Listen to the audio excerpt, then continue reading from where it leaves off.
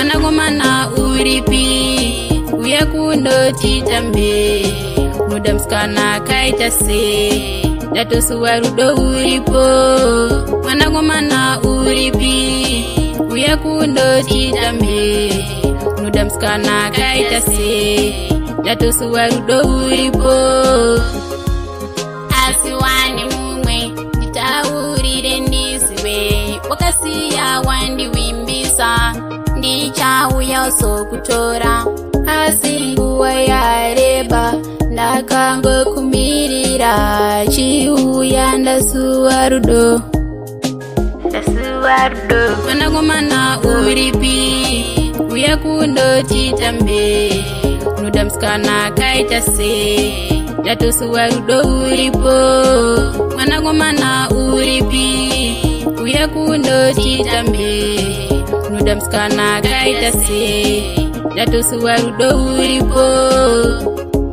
Daiwa isiwa raza kuneta moyo kana uchidawa unoda iye asinga uye kana kuchaungaji wope azihuye kuchaungaji wope azihuye. Anagomana uripi uya kundo chitambe mudamskana kaita se dato suwarudo uripo.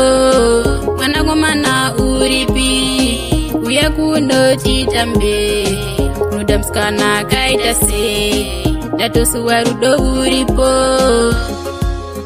Asiwani mumwe nditaurire ndisiwe wakasiya wandi wimbisa ndichauya sokutora asi nguwa yareba ndakango kumirira chiuya ndasuwarudo.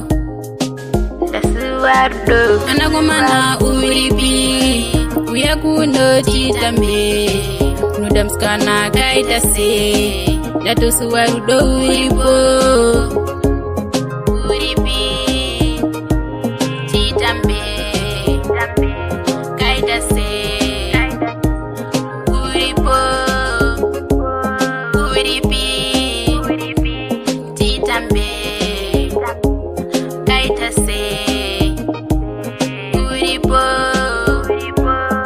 Uripi chitambe kaita se uripo. Anagomana uripi uya kundo chitambe mudamskana kaita se dato suwarudo uripo. Anagomana uripi uya kundo chitambe mudamskana kaita se dato suwarudo uripo. Asiwani mungi nitaurire ndisiwe wakasiya wandi wimbisa ndichauya sokutora